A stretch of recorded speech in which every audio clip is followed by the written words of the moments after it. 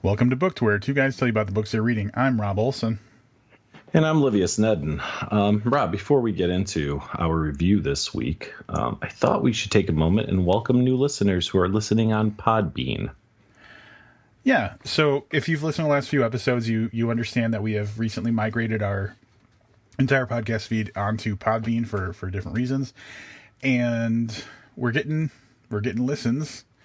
It's working. People know we're there. But they have like a subscriber thing right on the website, so you can see like people are subscribing and their names that I don't recognize. So maybe we're picking up some new people that we didn't have before. Yeah, so thank you for listening. We appreciate it.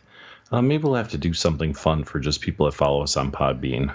I don't know. We'd have to do something for everybody else too, because that would be kind of crappy. But maybe we'll come up with something in the upcoming episodes, maybe a little giveaway or something. But at any rate, we're happy to have you. So far, the Podbean experience has been good.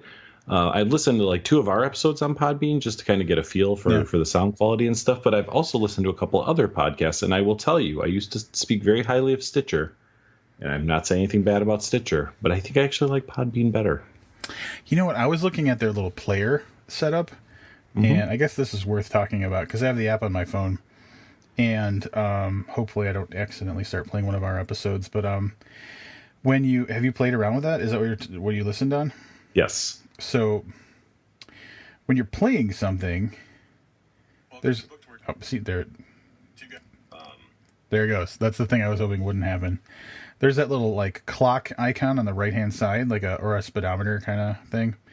And you can, when you like, at least this is what the iPhone app looks like, and you can do like the different speeds from half speed up to 2.5 speed. Do you have the full volume voice thing? I don't know. I'm going to open this up and take a look. The problem is like I select something and then I stick it back in my pocket. There's a button that says full volume voice EQ, which basically just like, even if your volume's all the way up and you want to hear it louder, you can tap on that and it makes it louder. And then there's an intelligent speed option. And this blew my mind because it cuts silence out of the episode. Holy crap, I have not looked at this. Oh, hold on. Now people hear me listening to the Ben Shapiro show. Yeah, that's pretty cool. I will have to check that out. That's I have a couple 4 hours or so in the car over the next couple days, so I intend to listen to some podcasts using that. I might play with those couple features. It's kind of neat too because the speed up to 2.5 speed is at .1 intervals. So like you can be like, all right, this particular podcast is great at 1.4, but this other one, because Michael David Wilson talks so slow, 2.1 probably better for them. So, no offense, Michael David Wilson. No one's ever going to accuse him of being unintelligible, though. Like, that's that correct. Guy. And we probably talk, like, awful sometimes. Like, today my voice is a little bit ragged for some reason that I'm not really sure of. But that guy, you're never, ever going to accuse him of not being understandable. This year's Booked Enunciation Award goes to Michael David Wilson. For anybody who is new to the podcast, Michael David Wilson is the founder, creator, and host of the This Is Horror podcast, which is interviews with, by and large, people in the horror community. So that's something you definitely want to check out if you haven't yet. Absolutely. And the This Is Horror website and the This Is Horror awards and probably some paleo diet thing. Let's not talk about the This Is Horror awards. Let's talk about Adjustment Day. Yeah. We're reviewing Adjustment Day by Chuck Palahniuk. I don't know. So the structure of most of our book reviews lately has been we do like the extended synopsis and then we cut over to spoiler talk. Yeah. And then we kind of come back and we do our wrap ups. I feel that this will be the longest and at least the most pointed spoiler talk we've ever done. Yeah, I agree. So let's kick it off. For anybody who's not familiar with Chuck Palahniuk, Rob is going to read you his bio. Chuck Palahniuk's novels are the best-selling Fight Club, which was made into a film by director David Fincher. Diary, Lullaby, Survivor, Haunted, and Invisible Monsters. Portions of Choke have appeared in Playboy, and Palahniuk's nonfiction work has been published by Gear, Black Book, The Stranger, and the Los Angeles Times. He lives in the Pacific Northwest. I'm going to do a little history lesson. Although we have no relationship with Chuck Palahniuk, early on in this podcast, it was established that many writers that we've grown to know, respect, love, friends of the podcast, occasional co-hosts of the podcast, a lot of them, Chuck Palahniuk was a turning point for them. So although we have no direct relationship with Chuck Palahniuk, we do know people that have co-hosted events with him, for example, like Brandon Teets. We know people who have worked on his website, both, well, I guess originally, do you remember what his website was? The Cult? The Cult? Yeah. And then, people are involved with him, in current endeavors and stuff. So if you're one of those people, I'm going to suggest that you keep an open mind as we're going to review this book. And Rob and I have already kind of talked a little bit, although we don't really talk much about the books before we review them. The sense that we're both going to land kind of in the same place on this one. And it's not going to be a very Palahniuk-friendly episode, I'm sorry to say. Right. And so to belabor Livius's point a little bit, I'm going to make the bold proclamation that without Chuck Palahniuk writing and publishing Fight Club, we wouldn't know a good portion of the authors that we know. Probably a good portion of the authors that we know wouldn't be authors. Because like you said, that was like, he was ground zero for an entire generation of writers. And I strongly believe that. He made people believe, oh, this is possible. This is something that you can do.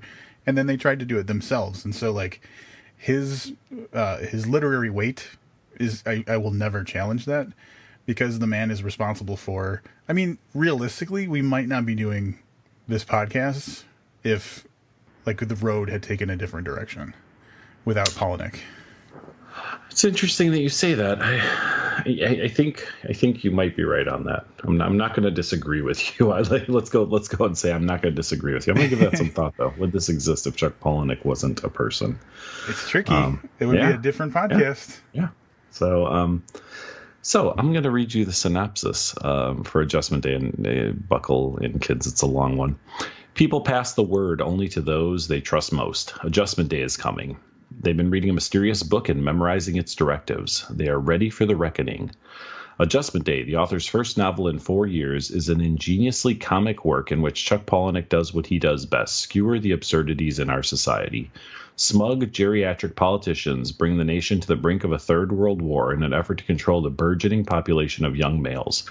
Working class men dream of burying the elites, and professors propound theories that offer students only the bleakest future. Into this, Rob, I might need your help here, dyspeptic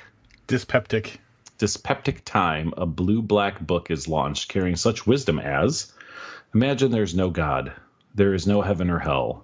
There's only your son and his son and his son in the world you leave for them. The weak want you to forgo your destiny just as they've shirked theirs. A smile is your best bulletproof vest.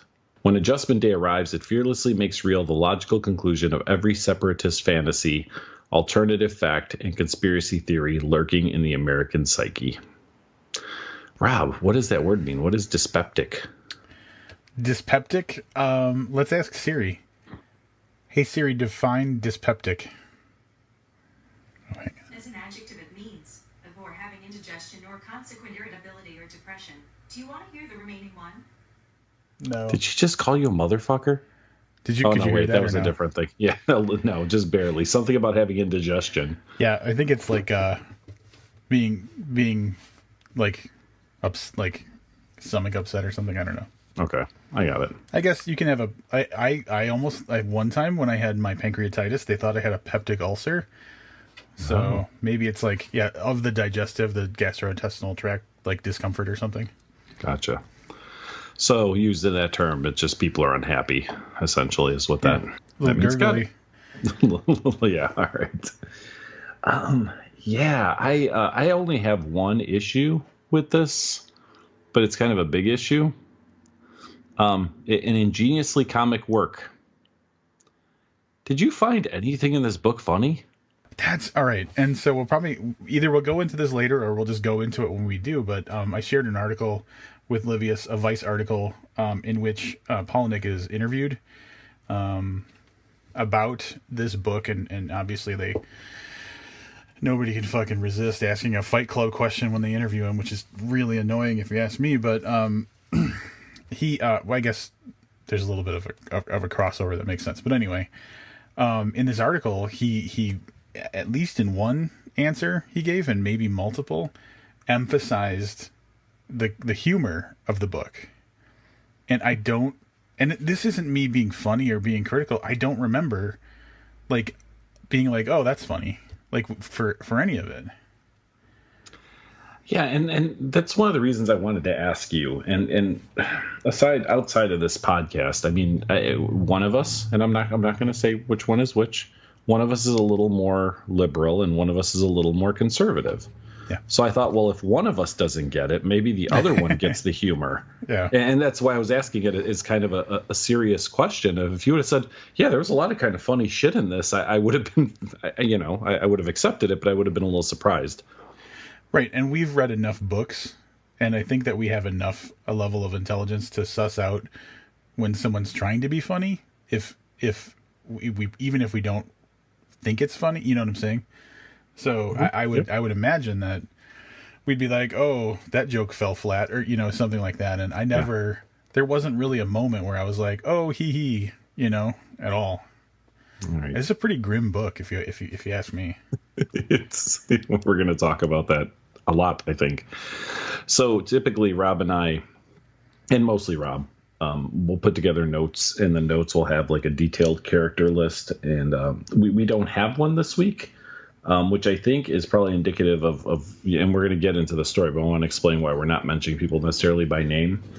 There is a huge cast of characters, and none of them, in my opinion, were developed to a point that I gave a shit about them.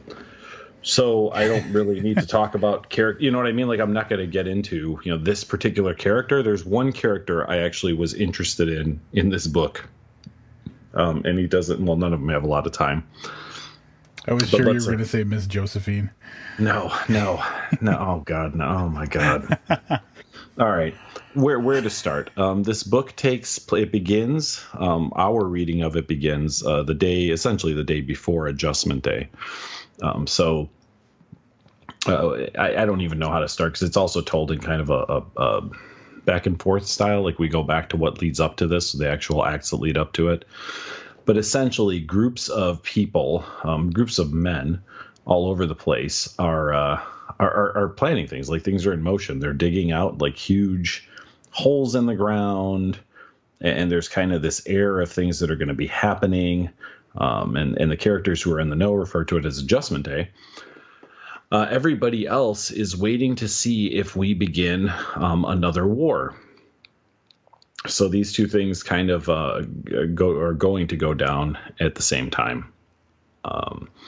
War is imminent. We're about to declare war when Adjustment Day begins. And Adjustment Day consists of, and we can get into the reasons why, in large part, the murder of, but really the taking of the left ear of people who are on a list of most hated people in the United States.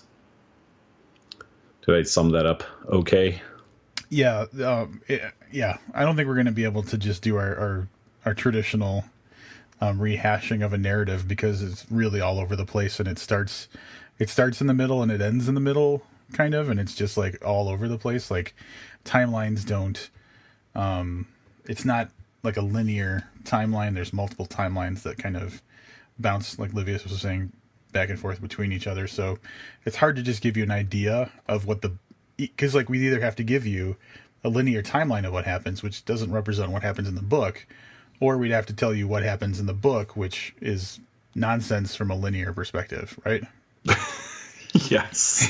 So I think I'm going to cover this. We follow a variety of people, and essentially, I'm not really clear. There's a bunch of things I'm not really clear on. But I mentioned the taking of the left ear, which probably sounds really odd to somebody who hasn't read the book. Trust me, if you've read the book, it would sound equally odd. A list is put up online. And for example, I go on and I add Rob Olson's name to the list. And over a course of 3 days, Rob can accumulate votes and either stay on the list, and if he doesn't accumulate in the top however many votes, he drops off the list. So come adjustment day, the highest person on the list, the capture of that person's left ear gives you, say, 10,000 votes towards who the leader of your new country, I guess. I don't know if they ever say it, but really kind of like a territory is going to be. And those territories are broken up into 3 parts. They are Caucasia, Gasia, and Blacktopia. So in the event that you didn't catch how this was going to break up, white people were going to have one part of the country. Black people were going to have a second part of the country. And gay people are going to have a third part of the country. And they can run those parts of the country however they see fit. They no longer have to deal with people of another race or of another sexual orientation if you're in Gasia. And that's it. Asians, Israelis, and I guess there was no real mention. There wasn't a lot of mention of Hispanics, was there? Yeah, the Mexicans. It was mentioned enough that they just self-identified. Well, they what was it? They self-deported, kind of. Oh, that's you're correct. Yeah. So Asians and Jews have been sent back to their own countries, in the words of the book. So, and all that's left in the United States are blacks, whites, and gays, which is weird, but yeah. So fueling this movement. I guess let's talk a little bit about the structure of how this happened. There's basically a group of people who were recruited to basically enact this adjustment day. So it started with one person who had a group of several real loyal followers. And he told them, you recruit someone who you trust and who's going to be ready to kill a bunch of bitches and cut their ears off on adjustment day. Who believes in our ideals for what the country should be like, and then that person will recruit someone for with the same set of kind of like qualifications or whatever, and on and on. So this original group of people has a lineage of like referrals, I guess, in a way, of recruitment, and those are the people who would be the ones on adjustment day, taking over the country, the United States, basically by killing a bunch of politicians and professors, like people in academia. And was there a different group? There was like journalists, the media, and collecting their ears, and whoever, like Livia said, the ears equal votes. So like the more votes you and then they were identified through DNA. But anyway, the more votes you gain through the ears you've collected kind of sets you up as being how powerful you are because you have the votes, and your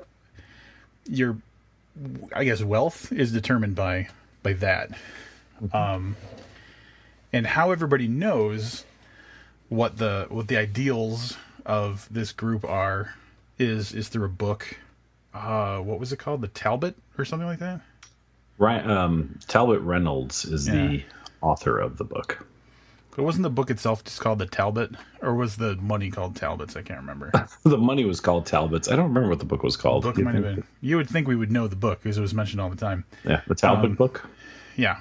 So he wrote a book, and then on Adjustment Day they also had like all media, TV and air and radio and everything, basically 24/7 was broadcasting, stuff from this book. But this book was basically their Bible of like weird, like, have you heard of incels?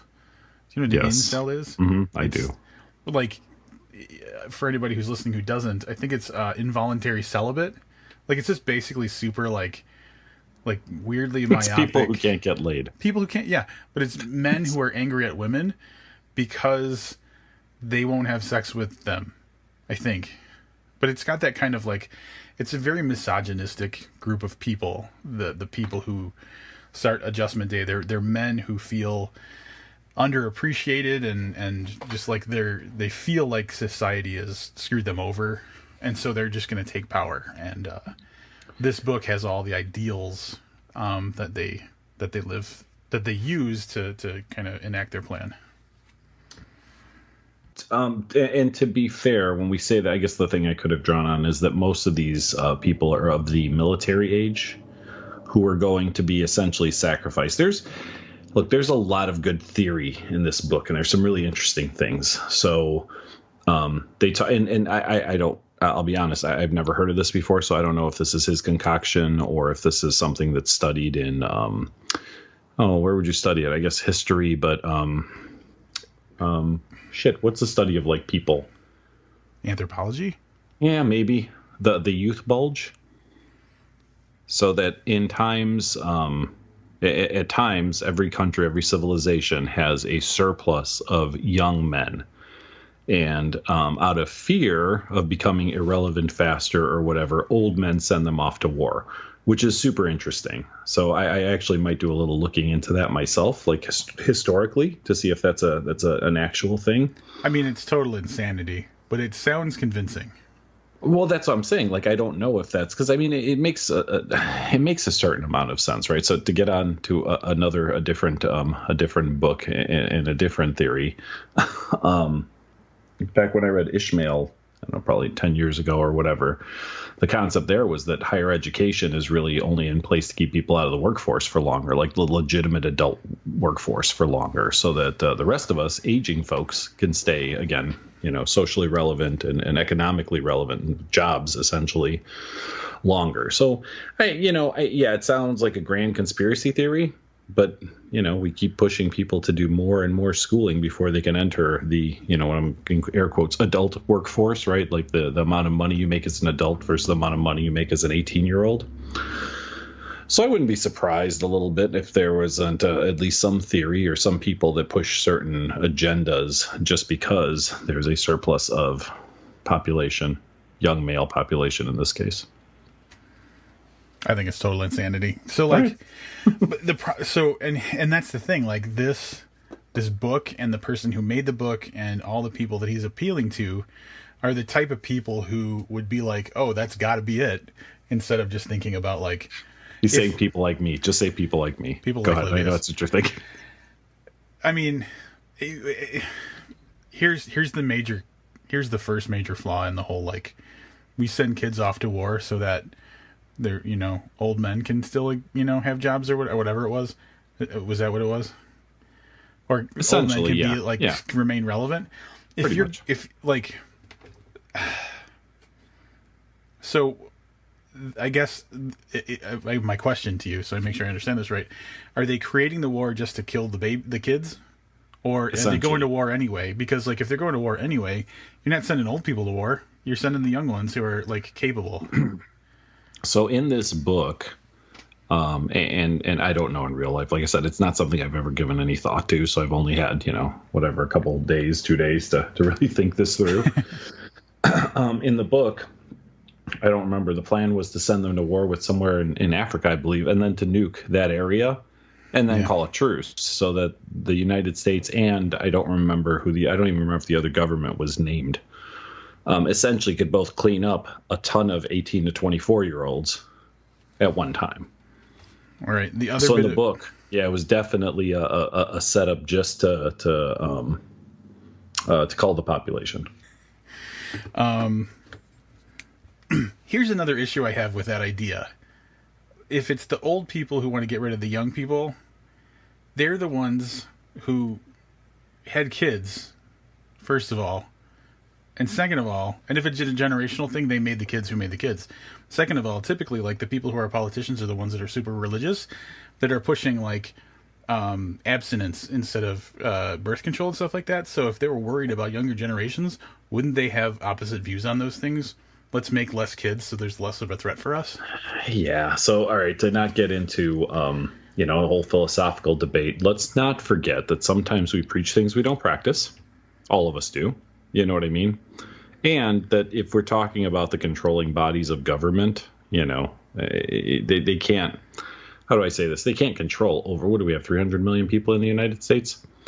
Like it's 340 or something like that. Yeah, so a lot of, you know what I mean? A lot of that's out of their control, but sending kids off to war wouldn't be. Oh, well, anyway, it's a bunch of shit, I guess, is what I'm trying to say. All right. I'm going to check and see what Alex Jones has to say about this, and I want to go to an authority, and then I'll get back to you. Yeah, well, yeah, let's figure out what courthouse he's going to be at this week. Isn't he always getting sued and shit? I mean, yeah, he's gotten a plethora of lawsuits thrown at him recently. 9, 11? I don't know. I was reading an article about it the other day. A bunch of them have been batted down already. Good for him. So,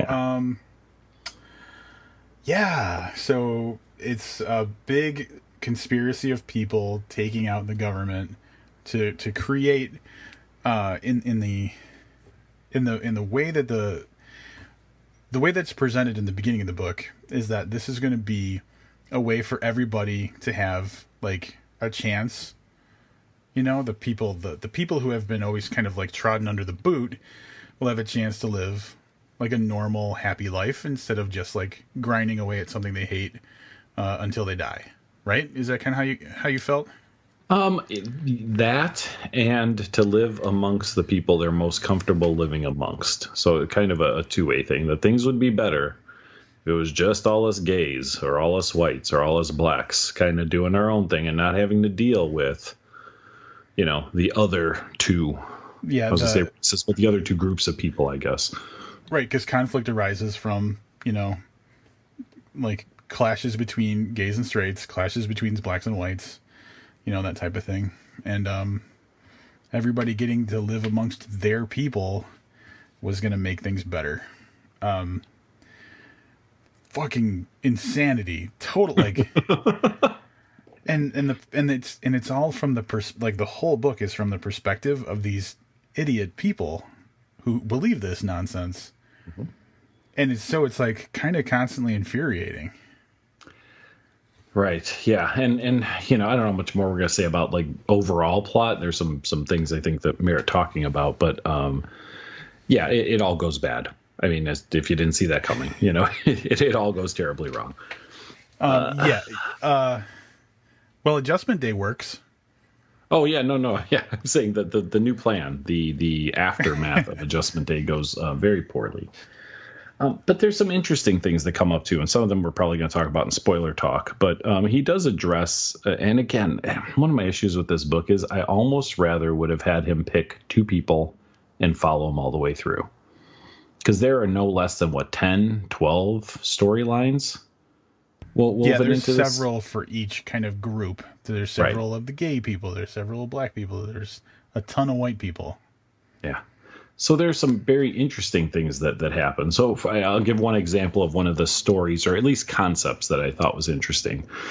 There is a black woman who's married to a white man, and they are absolutely in love. So they declare that they're gay so that they still have a hope of maybe occasionally being together in Gaysia. Because if not, one would have to... I don't know where they were living at the time, but essentially one would be in Caucasia and one would be in Blacktopia, and they would never see each other again. So that was kind of like an interesting, like, what would happen if we did this? The interracial couple has some decisions to make, right? Like, so there was some interesting things happening there. And that calls out an obvious flaw in the being amongst your people will make you happy, is that, like, some people fall in love with people of a different race. Sure. You know, and some people, you know, like if you're the only gay person in your family, you're never going to see your family again. But the people who made the decisions to conduct Adjustment Day, none of them fit that mold. So all of them were, very clearly in one of the three groups without any type of hindrance or opposition to doing this, because they only cared about what happened to them, or at least didn't give thought to what might happen to even a relative of theirs who is gay but might still want to be part of the family, or again, an interracial couple, or a couple with an adult gay child. Yeah. So, and there's some really interesting things that I think would be spoilery. There are some interesting developments that come out of, or at least discussion-worthy elements, if not interesting, that come out of this. after everybody's kind of situated in their own territory. But yeah, it's I don't know, man. I don't know what else to say right now about the overall story. Yeah, I would say that if I framed Adjustment Day as a product, the people who made it happen really rushed it to market because, like, you know, they focus so much on, like, I guess you can quote Jurassic Park on this one. They thought so much about whether they could that they never asked whether they should. Because, like, yeah. Yes, and is it even spoilerly to say that, like, things went wrong? Maybe not, but, like, it's not... It doesn't end up... It sounds better on paper, I guess is what I'm trying to say. Like, literally on paper, because it's these... But the other thing, I guess, that we could talk about a little bit is that list that you that you mentioned. So, like Livius mentioned, there was a list of people that got voted on, and basically, like, a vote for someone was, you know, the more votes they got, the less desirable they were in society, and the more valuable they were to kill, or at least get their ear taken off of. And so, I don't know, like, it's interesting because, like, the names of politicians and doctors and professors and camera, like, news people all kind of floated to the top of that list, and so, like, I guess I was wondering, like, they didn't really emphasize celebrities, but I would think that celebrities would register a lot too, like, you know what I'm saying? Sure. So if the Adjustment Day was based on today's society, absolutely. Yeah. Absolutely. Maybe not so much 20 years ago, because 20 years ago, nobody hated an actor for his views or a musician. You know, you were just like, that guy sings, or that guy, you know, acts in movies or whatever. But now, yeah, the line has been drawn, and you're on one side of it or you're on the other. And you can draw a lot of hatred from people who are extremists, I guess, or, you know, to the extreme left or to the extreme right. So, yeah, today, I think it would be politicians. I think he's right on politicians and media. Yeah. But, yeah, that third category would definitely be celebrities over, I think, professors. One of the, how do I say this? The thing about the list is it's never your next door neighbor, because only 5 guys hate your next door neighbor, and he never stays on the list. But, you know, you have to be somebody whose name is in the public sphere in order for people to continue to vote you up. Right, to care enough to vote you, yeah. So that was an interesting... that's, of all the things in this book, and, I mean, it might be too obvious to say this, but that's the one thing I'd be curious to see actually, like, tried in reality. Like, an unpopularity list, basically. Hopefully without the actual consequences. I don't want anybody's ear to be cut off. Well, you know, and that's the interesting thing is the list was votes. There was no way to take votes away.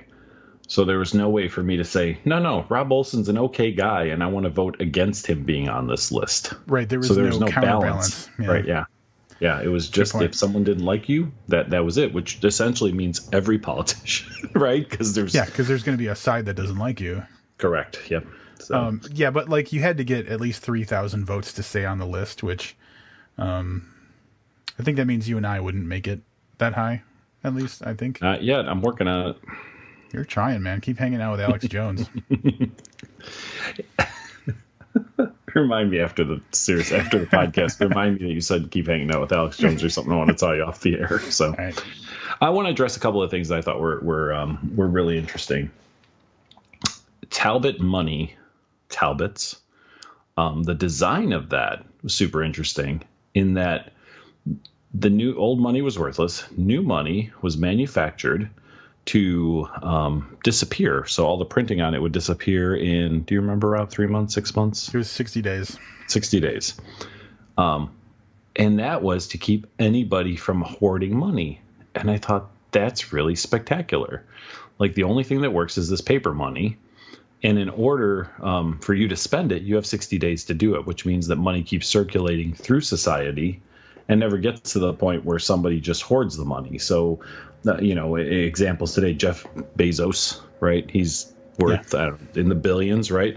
Like, he's not sharing all that billions. And if he is, it's part of it. And billions are still staying with him, and that money never circulates down through everybody else. Now, I believe in capitalism. I believe that Bezos, earned that money, whatever the situation is, he can do with it whatever he wants. But I thought it was a super interesting concept on how the world would work if you only had 60 days to spend that money, and how it became less valuable the longer you had it. Because as it starts to fade, right, somebody knows that I get this money, but I have to spend it. I only have 15 days or 3 days or a day left to spend it, because it becomes worthless. So I thought it was kind of an interesting approach economically to solve the problem of financial inequality. Again, good on paper, but the money distribution starts out with the people at the highest points of the lineage and then kind of disseminates from there. Mm-hmm. And money is distributed on a regular basis to the people at the top. If I'm a person at the top and you give me X amount of money, I could just spend the stuff that I want to and then leave the others sitting around until it expires, and no money goes to anybody. So I'm hoarding anyway. That's true. The other concept that so let's talk a little bit about the Talbott Reynolds that we see, because that was the only character I was interested in at all.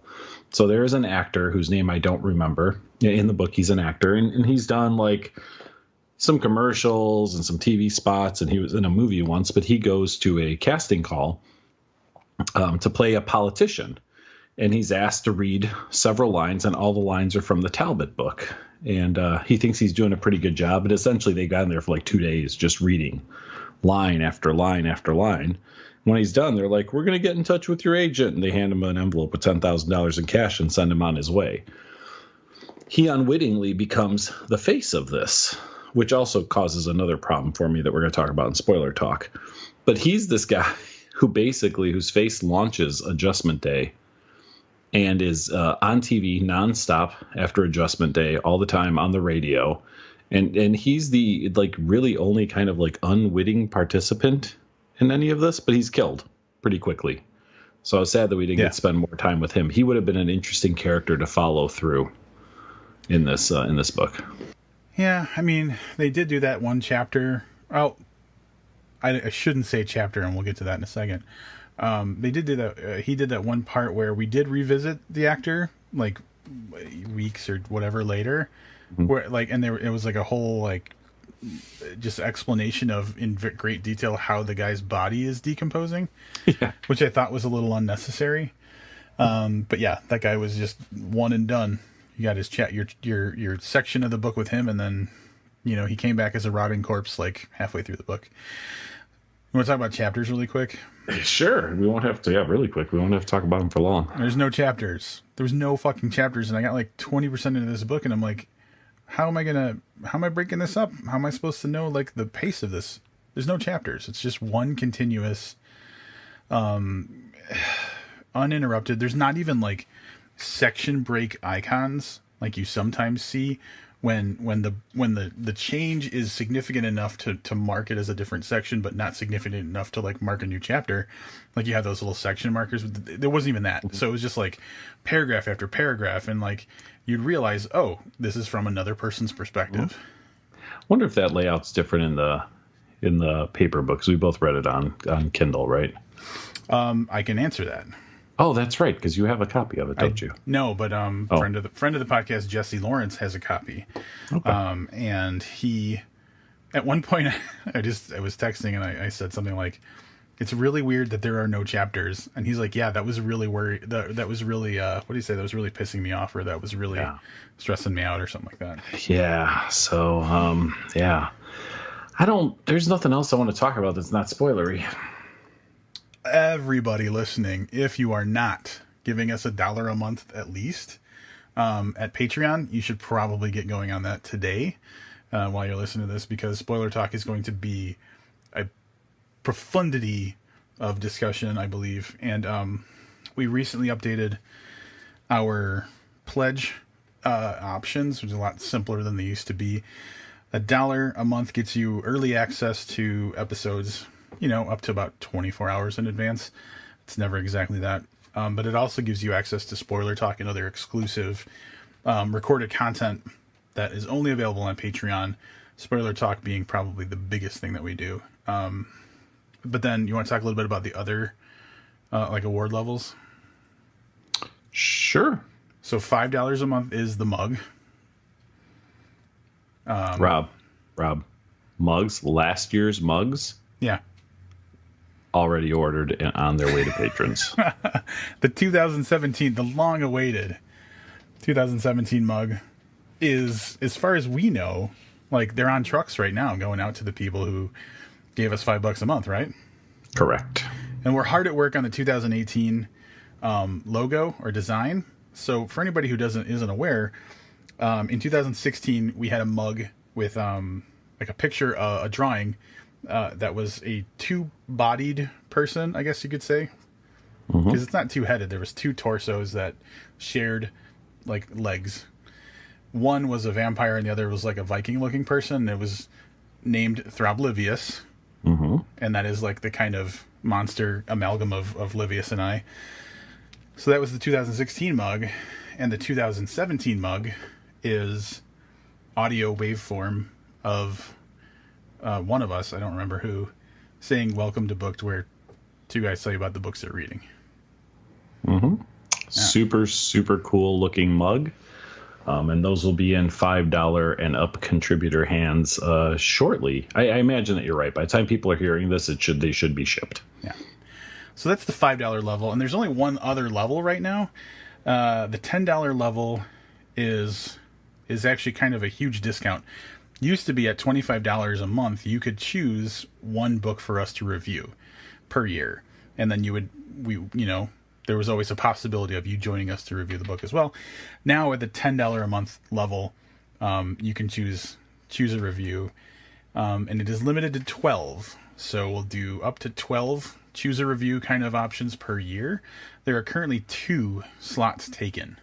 So if you want to be able to choose a book for us to review each year and maybe come on and review it with us, probably want to get over there and start registering for that.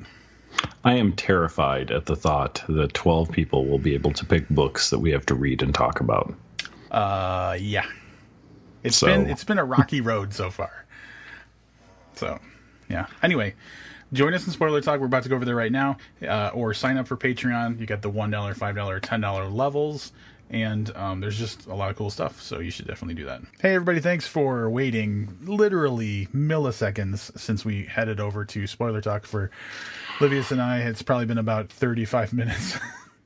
Well, I don't know about you, but I feel much better about this book now that we've hashed out some stuff, right? Yeah.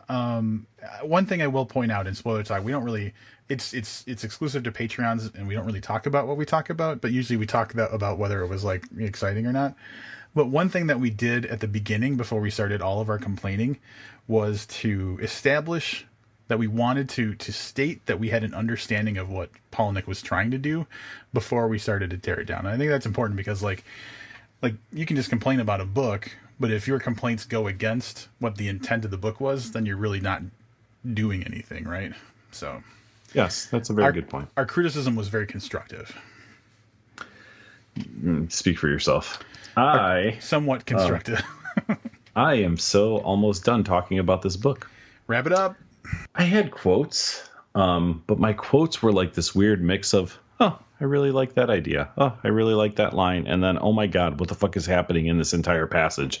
And there are quotes that are like 4 paragraphs long. Like I just kept dragging my finger down the page angrily. And I think I addressed most of those in Spoiler Talk. But I'm going to skip over. I'm not going to do any quotes. I can't say enough what a fan I was of Chuck Palahniuk's work. And, I hate saying early work or whatever, but I had a conversation with someone recently, and I had mentioned Invisible Monsters. And I was so excited talking about Invisible Monsters that I said, it's probably one of like the best 25 books I've ever read. And I've read a lot of books, right? So that's not a small, that's not a small thing to say. I know people have read 25 books their whole life. So all of their books, every book they've read is their favorite, is in their top 25. God damn it. I miss that guy. I miss that Chuck Palahniuk. And, I took to Amazon right after finishing the book. There was only 15 reviews or something. I think it's coming out to like 3 stars. And it was mixed. It it was Chuck Palahniuk's great and this book's great and it shows us what this country could become if we let, the radicals do what they want to do. And the other ones sounded a little bit more like this wrap up. I was really disappointed. I think I said during spoiler talk that I was offended, and I want to take that back because something someone writes in a book can't offend me. But I do think that a lot of this book was offensive to whites, to blacks, to gays, to everybody in the book. I mean, even just kind of dismissing the Asians and the Jews was almost kind of offensive too. You know what I mean? Like I said, the Hispanics they just decided to leave on their own. I know what he was trying to do.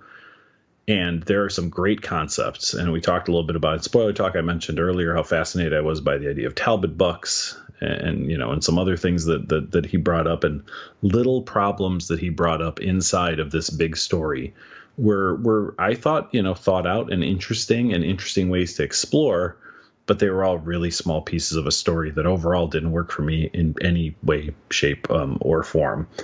And nothing wrong with the actual writing. The actual writing was fine. I don't think Palahniuk's lost a step in his line by line writing. It flowed pretty well from that standpoint, but overall the book is messy, and it just meandered too much. And like I said, it's got to be offensive in the culture that we live in. Almost everything is offensive, and this book does not try to keep from doing that, and it does it very pointedly, in a variety of ways at everybody, which I guess makes it better that it's offensive to everybody. I don't know. I don't know what it does. Overall, I don't have anything else to say. I didn't enjoy this book at all. I'm going to give it 1 star. All right. So I guess as Olivia's was doing his wrap up, I was trying to think of what was Chuck's overall goal? What was the result he was hoping for with this book? It's never a good way to start a wrap up to try and figure out why. That means something went wrong. That obviously means something went wrong. But I was trying to think of so if his goal was to say to the people who are extreme, hey, this is why you're going to fail. I don't think it worked. And if his goal was to say to the people who aren't extreme, in a very blunt and aggressive way, this is what I think would happen if the people that you're against,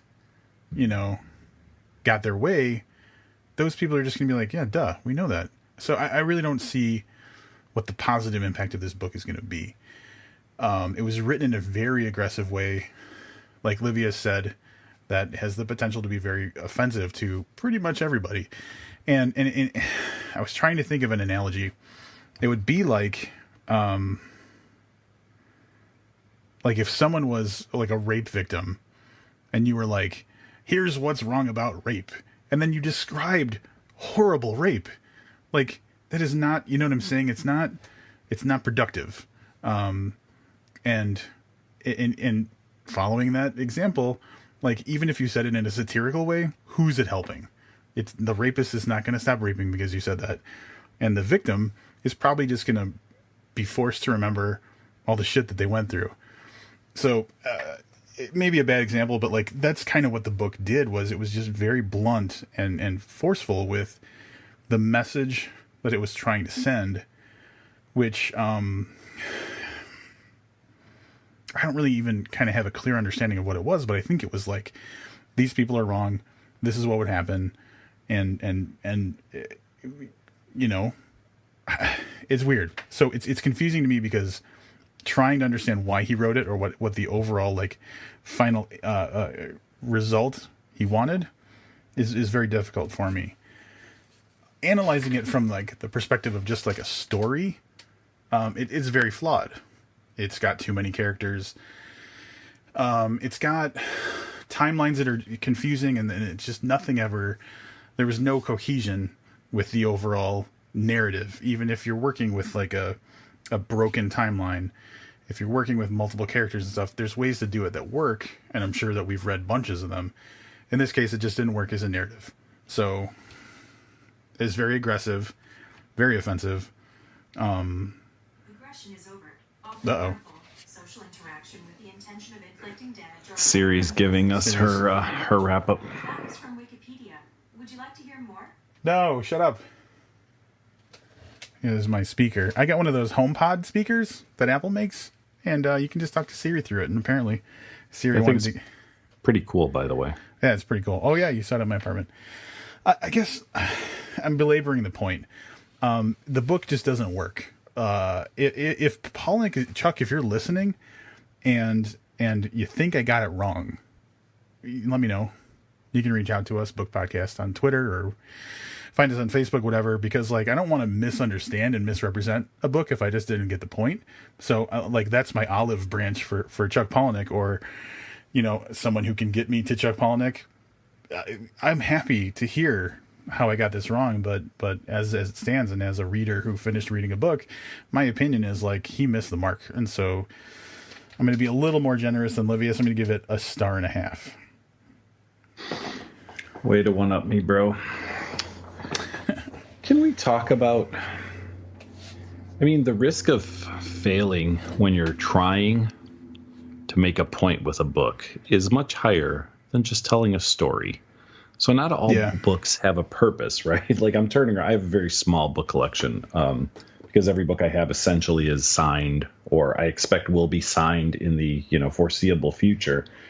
But as I look on my shelf, there's just so many books that just tell engaging stories that aren't really trying to drive a message home. And the risk, young writers out there, is that if you try to tell a big social story or a social parable, your risk of missing the mark is much, much higher than writing a story about a guy who falls in love with a dame and there's a heist or whatever it is that your storytelling is. And I don't know.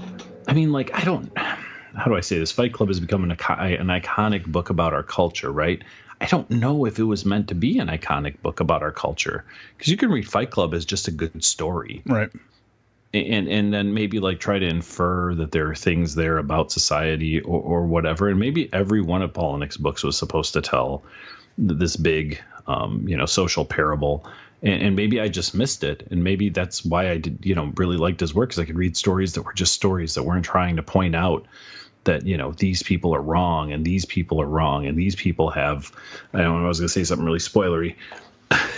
You know what I mean? Like, I just thought like, hey, I'm really want to know what happens to this person, and people disappeared from this book as individuals, which maybe that's why it was written the way it was, so that we would understand that nobody is an individual and everybody is just part of a culture or whatever. I don't know, but I'm done. I'm done talking about it.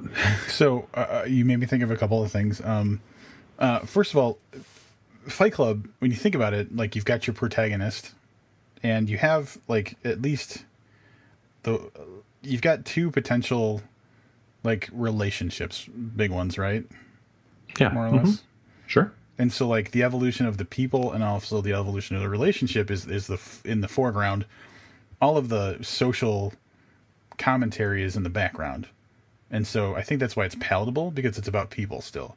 This book is like, it's more like an anthropological like examination, sociological examination of ideas, and maybe that's why we couldn't connect with it as much. But I read this article on Vice in which Palahniuk is interviewed. I mentioned it earlier, and one of the things, he has this weird fixation with how people are going to think about his writing in the future.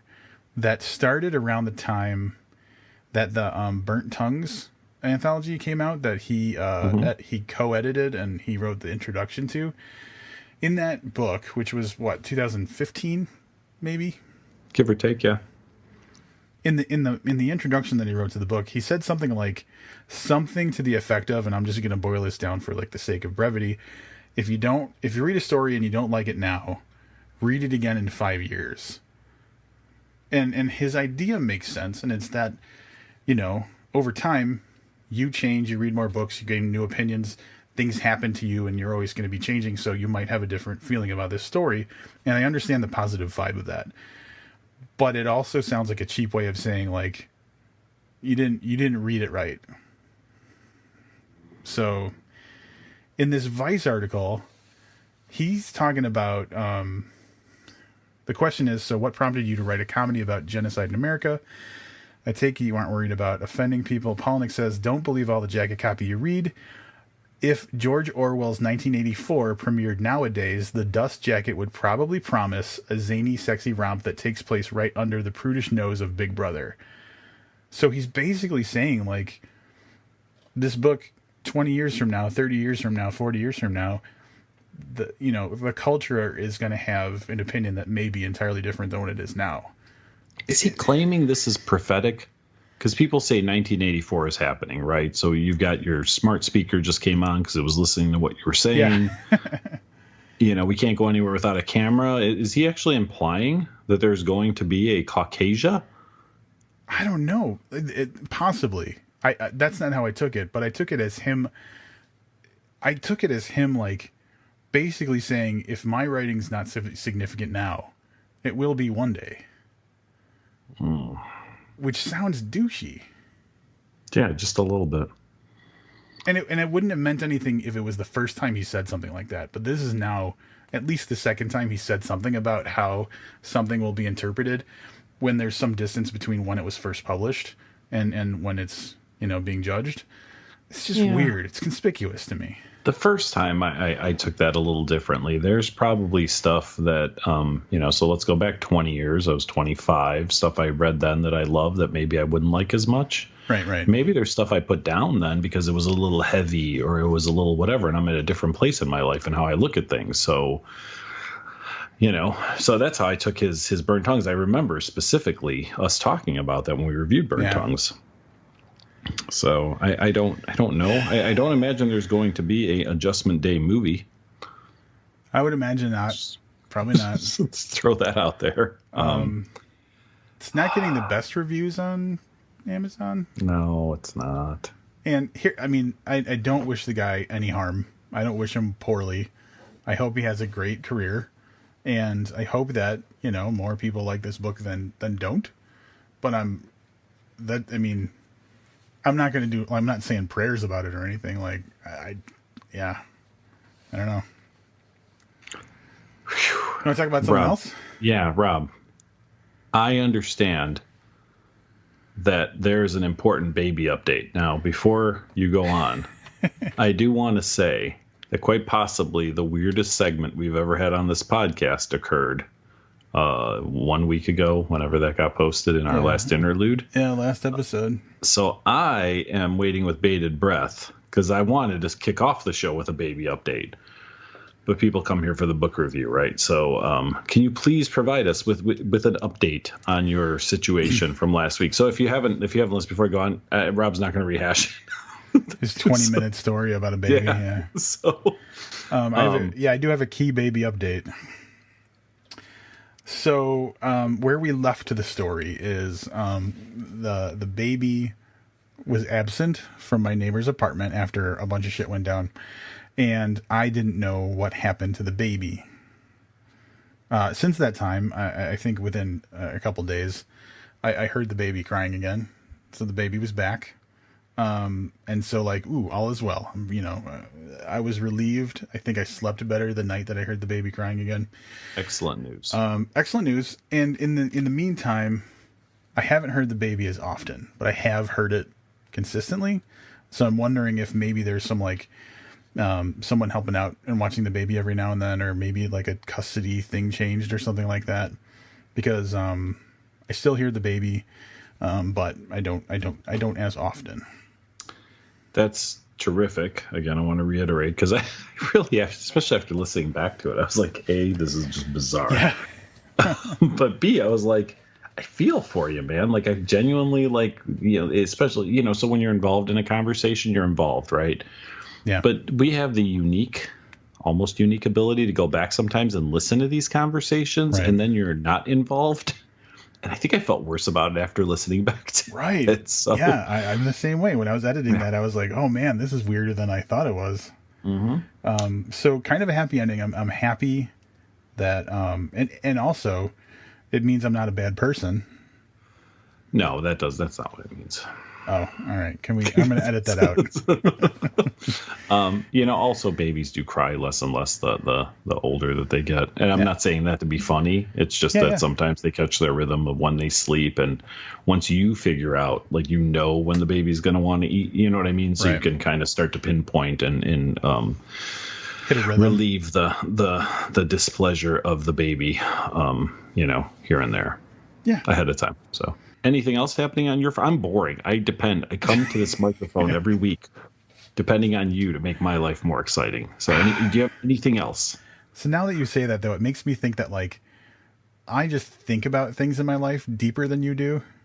Like, you probably dismiss things that are interesting on a regular basis, whereas I, like, linger on them and think about them too much. It's probably very true. But that's where we're at. So you get to hear my story about a pizza girl. There's a place, so I was at work today, and there's a place about 5-minute drive from my work where it's just this pizza place. And the reason I like to go there is there's this, they give you a massive slice of pizza that's like probably, like, if you had a large pizza, it's probably a quarter of the pizza. Nice. But it's one big slice, and then a side of fries and like a can of pop. I say pop. Did we get into this before? Yeah, you say it wrong. That's okay. Well, I always go with the Pib Extra because they don't have Dr. Pepper, so I have to get the Pib for $6. So it's $6.01 for that bonanza of food.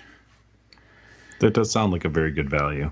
And it's close by, so I get to, like, listen to some podcasts or whatever as I kind of truck over there and get my food. And there's this girl that works there, and she works kind of like every time I go there. She's the one working the counter, so she must be like the day girl or day manager or whatever she happens to be. It's like her, and then there's like always a guy back there working the oven. And so I've been there enough recently where, like, she recognizes me when I come in and, makes a little bit of small talk. And so today I make my order. She takes my money. I grab my my Mr. Pibb. I almost upgraded him to a doctor. And I'm just sitting around like on a bench waiting for my food to show up. And she starts making small talk. She's like, "Oh, how's work today?" And I said, "Kind of boring." And I waited to see if that was it, or if there was or if she expected like a continuous small talk until the food showed up, kind of thing. Mm-hmm. And so she continued, and I was like, all right, well, I guess we're having a conversation. So I kind of, I asked questions back, just kind of like little questions like, "Oh, what time do you guys open?" And she says, "What time do I get off?"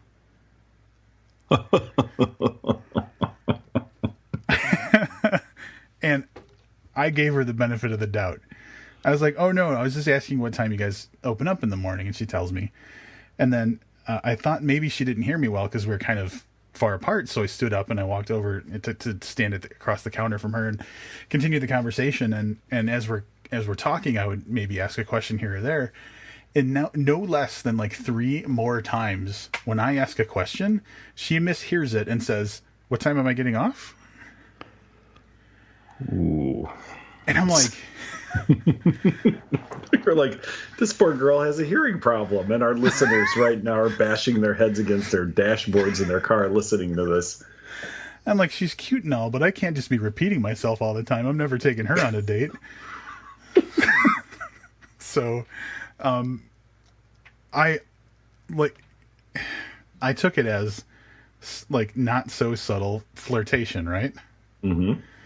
And I didn't do anything about it. I let it just drop. But I told her it wasn't, because I don't know, man. I was there to get food. I wasn't ready.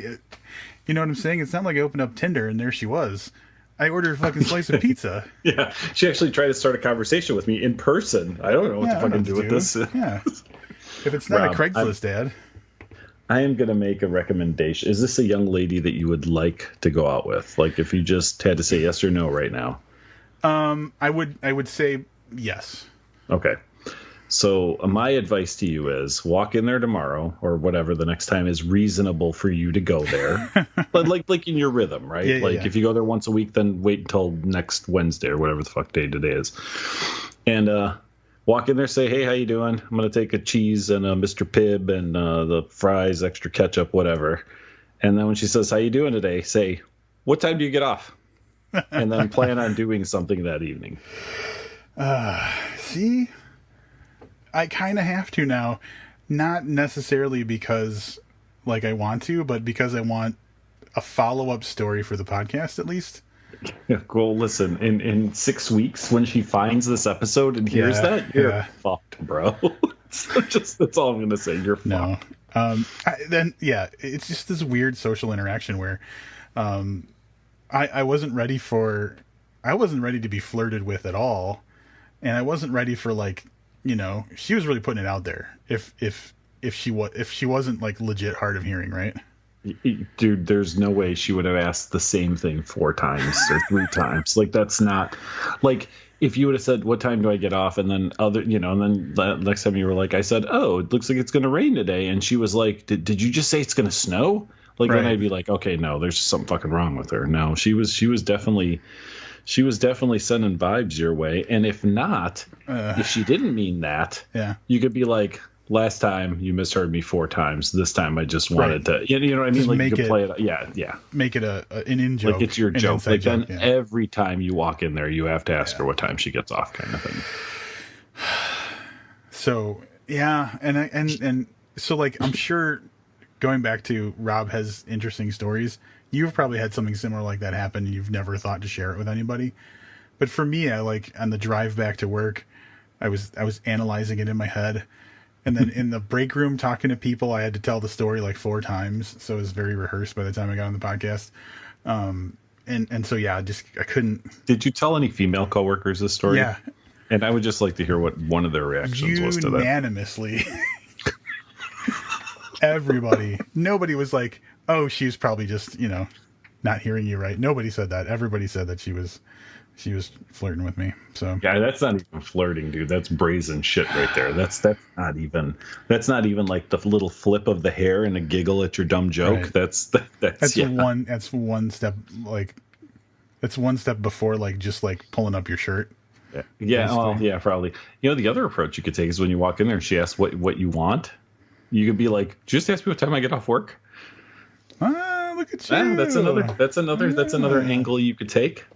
Should I Facebook Live this as it goes down? You know what? That would be wonderful. But no, you should not. Because again, I'm just picturing that this goes really, really well. And then you're telling me we have to take down episode whatever number this is. Like, we just have to take it down. And I'll be like, did Chuck Palahniuk's lawyers call? And you'll be like, no, the fucking pizza girl has started listening and she's only 3 episodes away. Yeah, so there it is. Like, that's my pizza girl story. Apparently now I have to date her. It would be good for the podcast, my friend. At the very least. Yeah. So that's gonna be on Patreon spoiler talk next week. So you got baby update, baby's good, pizza girl story, totally going just for patrons. Yeah, we're gonna go out for like different pizza. I think to a different pizza place. Oh, don't take her to a pizza place. I would never do that. That's Meet her for coffee. Yeah, that's the other thing. Dating has to, like, well, I love talking about dating on the podcast. Because remember we talked about, like, the apps and, like, there's like a whole hierarchy now. Like, you usually don't go for a meal on the first date. Did you know this? No, I did not know this. There's like a safety date where it's just coffee or drinks or something that's quick that you can bail on. Yeah, that makes sense. And it's just to, like, test the water. I would think if I was in the dating market too, I would not pick somebody up at this point. It would definitely have to be a meet situation. Oh, yeah. You have to meet in a neutral location where each of you showed up independently. Yep. Correct. Yes. And then the girl has to check in with somebody every like 39 seconds or something like that. Does she have to when she's come on to you that way though? Like, that's well, that's the thing. This might be different. She might just be like, you were not the aggressor here, or ever probably, but yeah. Oh yeah, you know me well. I'm gonna read to you. I just scrolled through. Rob and I have an ongoing conversation in Slack. Yeah, buddy. And Rob a month ago, sent me something he came across on a dating site, and it is a picture of a fairly attractive African American young lady who is dressed in, I don't know, something like the top pictures look like she's going to medieval times. The bottom pictures look like she needs to put some pants on. There's like 4 pictures on the thing. She's an 88% match. I'm assuming that means with you, right? The little circle with the percentage mark. Personality. Here's who matches with Rob. 88%. I'm going to read this to you phonetically. Damn, some of you guys really know how to bore the tampon out of my pussy. I don't swap pics. I don't drive. I don't. Repeat the second one that starts with I don't. I don't drive.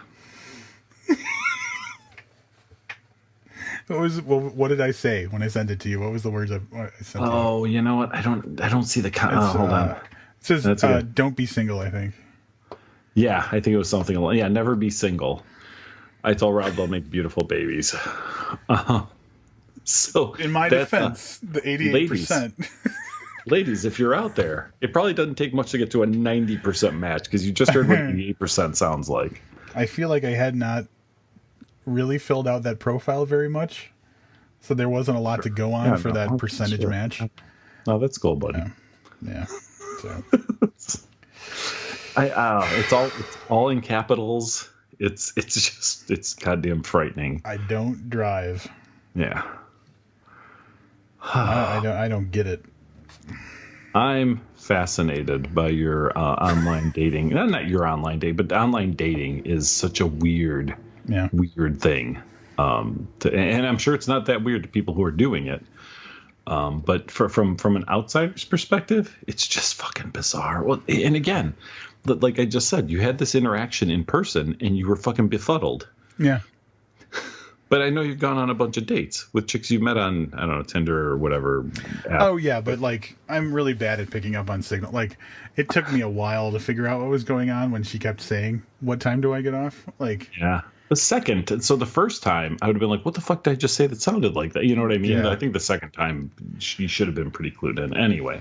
But I definitely don't have, like, the ability to, like, pivot in the moment in those situations and actually, like, turn it into something normal. I just ignore it and hope it goes away and then maybe try to salvage it later. So I was going to cut this because we're with spoiler talk. We're well over an hour and 40 minutes now. But let's analyze that for a second. As a guy, I don't think any of us are prepared for that type of, and I'm saying aggressive lightly because it wasn't aggressive, but you know what I mean? I don't think we're ready. I think maybe when you're looking for a signal, like I said, joking earlier, you're looking for the little hair flip or the giggling at every dumb thing you say. And you're like, is this it? Is this it? But when someone comes out with something like that, I think it takes you aback a little bit. Right. I think it knocks you off balance. So I'm not blaming you for that.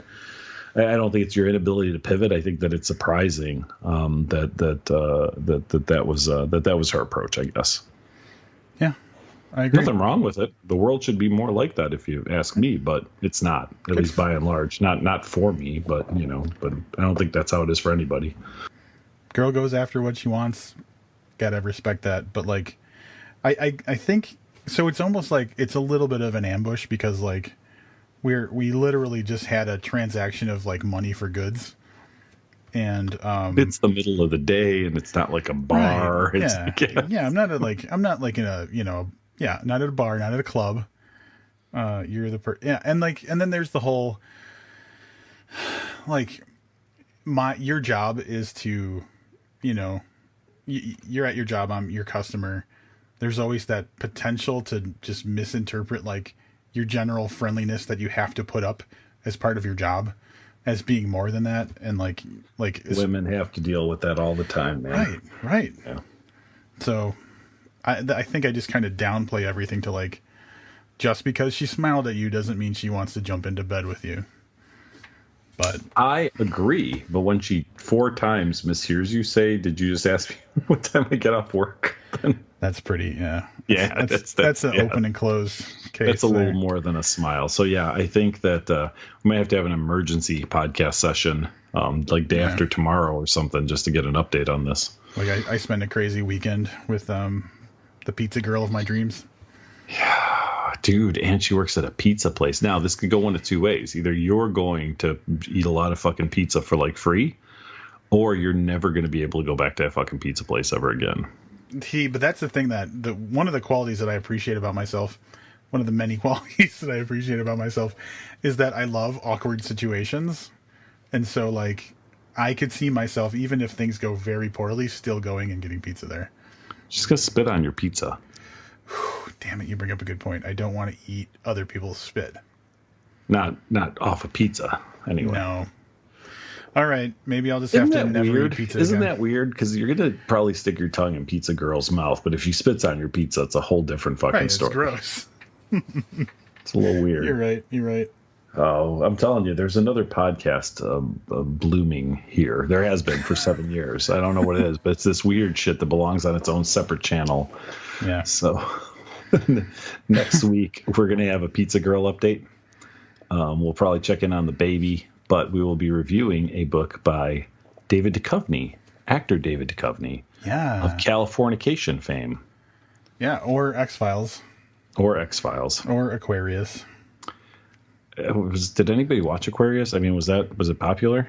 I watched I it. knew it was on, it wasn't. but No, it wasn't never really. popular. Okay, all right, yeah, okay. So I don't know if he's of Aquarius fame, but yeah. Miss Subways. That'll be our next book review. A little dated. It came out about a week ago, so we're a couple weeks behind. But we really wanted to jump on Adjustment Day, and we did with both feet, 4 feet, all 4 probably feet. some fists. Yeah, there was a little bit of random elbow in there too. But that's it for this week. Thanks for listening. Until next time, I'm Livia Snedden. And I'm Rob Olson. Before I say keep reading, I just want to congratulate our friend John on his new job. Hey, congratulations, John. Keep reading.